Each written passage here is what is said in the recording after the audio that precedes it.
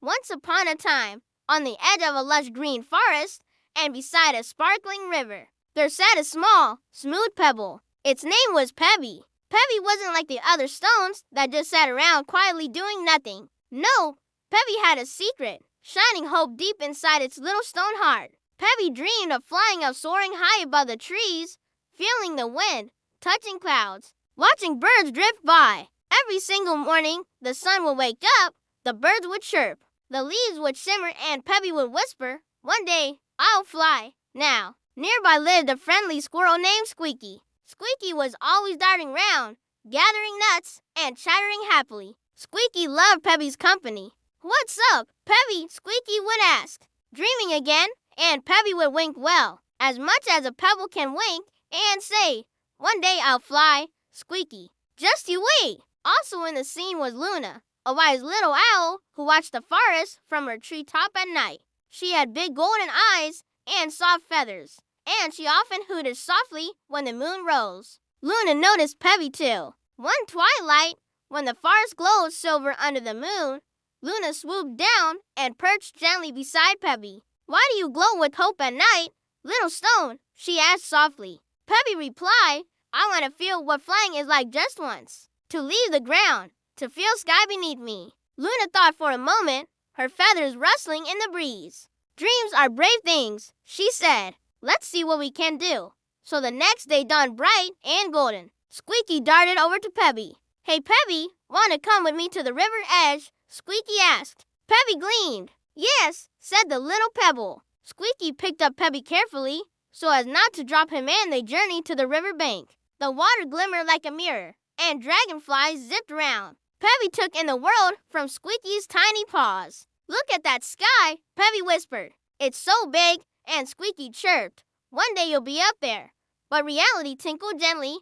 Pebby knew stones can't flap wings. Yet that didn't stop the dream. Days turned into nights, nights into days. Leaves changed color. Acorns fell. The river rippled under moonlight, and Pebby's hope stayed bright. One crisp autumn morning, Squeaky found an old red balloon caught in some branches. "Pebby, look what I found!" Squeaky exclaimed. Pebby's heart fluttered. "Could we use it?" Pebby asked.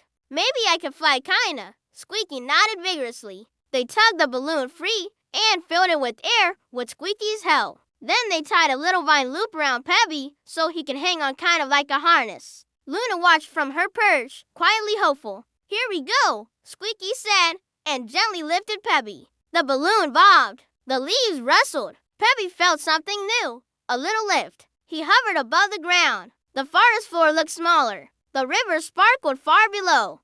Pebby cheered. It was magical. But then a gust of wind swept by. The balloon jerked. Squeaky lost his grip for a moment. Pebby swung. "Hold on," Squeaky shouted. Luna swooped in and helped steady them. The balloon twisted and turned. Pebby's heart pounded, but then they landed softly on a bed of moss. Pebby sighed and said, "That was amazing." Squeaky grinned. "You flew," he said. Pebby nodded, shining with joy. Time moved on. Winter arrived. Snow blanketed the forest. Pebby sat under the snow for many days, still dreaming about the sky. Squeaky gathered nuts and nibbled at frozen berries.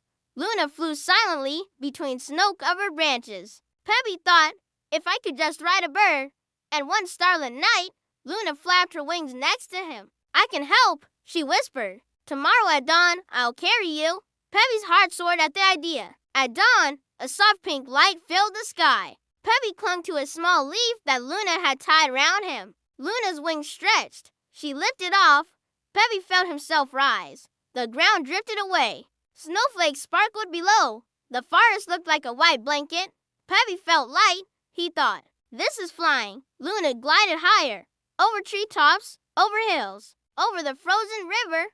Pebby cried out, "Luna, look!" Luna hooted with delight. They soared until the sun peeked pink over the horizon. After a while, Luna gently set Pebby back on a smooth branch of an evergreen pine. Pebby looked around. He had flown, really flown. He felt changed. He thanked Luna. Squeaky cheered from below. "You made it, Pebby." Luna smiled. "And you will keep dreaming and achieving." Spring came next. The snow melted. The river gushed. Blossoms opened. Pebby sat on the branch, looking at the world anew. Then Pebby met Flutter, a bright yellow butterfly who loved to drift from flower to flower. Flutter hovered near Pebby and said, "Hey, little stone, what's your story?"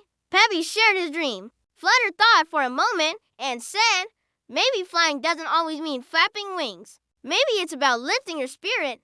Pebby thought, "Ew," that changed something inside him. One evening, when fireflies danced in the twilight, Pebby realized he wanted to share his flying moment. "Squeaky, Luna, I want to help others see their dreams too," Pebby declared. Squeaky twitched his tail excitedly. "We can build something together," Luna hooted softly. So the trio planned. They gathered small twigs, bits of fallen leaf, and a tiny feather that had drifted from Luna's wing. They made a dream ladder beside the river, a little path of nature where tiny creatures could climb and see the sky from higher up. As months passed, animals from the forest came: mice, rabbits, hedgehogs, even a curious raccoon. They climbed the ladder and looked out over the river and forest. Pebby told them, "Dream big, little ones. Look up, reach up." Then one day, a strong storm blew in. Thunder rumbled, rain hammered, wind whipped. Squeaky darted around, putting cover over the ladder.